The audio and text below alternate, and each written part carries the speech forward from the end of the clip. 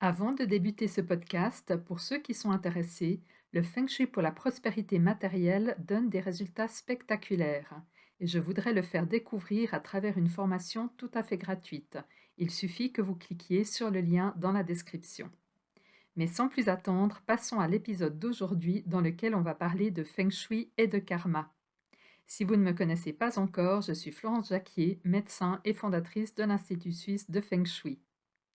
Peut-être avez-vous des bonnes connaissances en Feng Shui, peut-être avez-vous même suivi une de mes formations. Je suis sûre que dans ce cas, vous avez eu envie d'aider des personnes de votre entourage en faisant l'analyse de leur lieu de vie et en leur donnant des recommandations. Ça peut être un membre de votre famille dont la santé est fragile, un voisin qui a un procès en cours, une amie dépressive, un ami qui n'arrive pas à obtenir le succès dans sa nouvelle activité professionnelle. Et vous, vous brûlez d'envie d'apporter votre aide car vous êtes une belle personne et vous savez à quel point le Feng Shui peut donner des résultats spectaculaires et en plus avec des efforts moindres puisqu'une fois mis en place, il n'y a plus rien à faire si ce n'est de saisir les opportunités. C'est une situation que je rencontre moi-même très régulièrement et c'est vrai qu'au début de ma pratique, j'étais frustrée si je n'arrivais pas à aider ces personnes. Je constate aussi cette situation avec les étudiants que je coach. La cliente qui a commandé la formation désire aussi faire l'analyse Feng Shui de son lieu de vie pour tous les autres membres de sa famille. Ça paraît normal, mais ce n'est pas si anodin. Pourquoi? C'est une question de destinée, de karma et de libre arbitre. Qu'est-ce que j'entends par là? Eh bien, quand vous donnez des recommandations Feng Shui à une personne, vous allez modifier sa destinée. Sa vie ne va plus être la même à partir du moment où elle va mettre en place les conseils que vous allez lui donner. C'est d'ailleurs le but d'une consultation Feng Shui. Les personnes viennent vers nous pour qu'on les aide à améliorer leur vie, que ce soit dans le domaine du bien-être, des finances, de la réussite, de la santé. Mais là où cela devient délicat, c'est que vous ne pouvez pas modifier la destinée d'une personne sans son autorisation. Vous n'avez éthiquement pas le droit de modifier la vie d'une personne sans son consentement.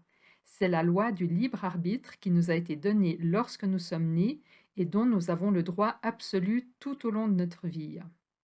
Alors bien sûr, il y a des exceptions et je suis bien placée en tant que médecin urgentiste pour vous en parler, puisque j'ai été amenée à sauver la vie de nombreuses personnes entre la vie et la mort sans pouvoir obtenir leur consentement, puisqu'elles n'étaient pas en état pour me le donner.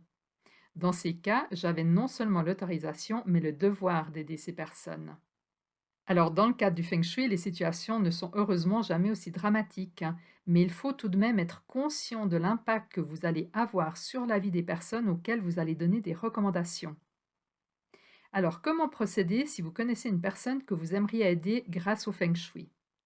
Eh bien, vous avez le droit, et je vous le recommande même fortement, d'informer la personne que vous voulez aider qu'il existe un outil qui consiste à modifier l'aménagement de son intérieur et qui peut l'aider dans la situation problématique qui la préoccupe.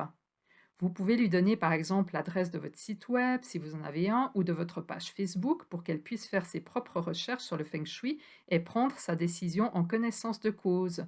Vous pouvez bien sûr aussi partager ce podcast avec la personne en question. Car c'est évident que si elle ne connaît pas le Feng Shui, elle ne pourra pas utiliser cet outil pour l'aider à résoudre ses problèmes.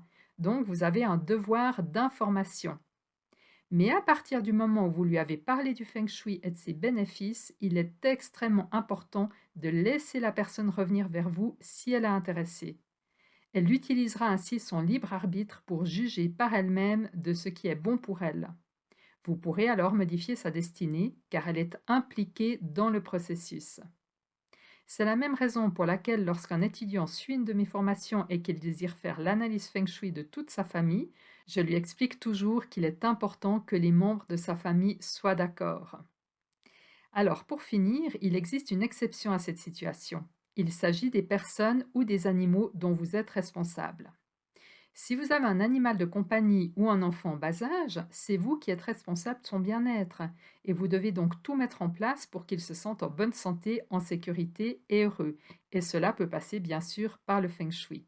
J'ai d'ailleurs fait une vidéo YouTube sur le Feng Shui pour les animaux de compagnie si cela vous intéresse.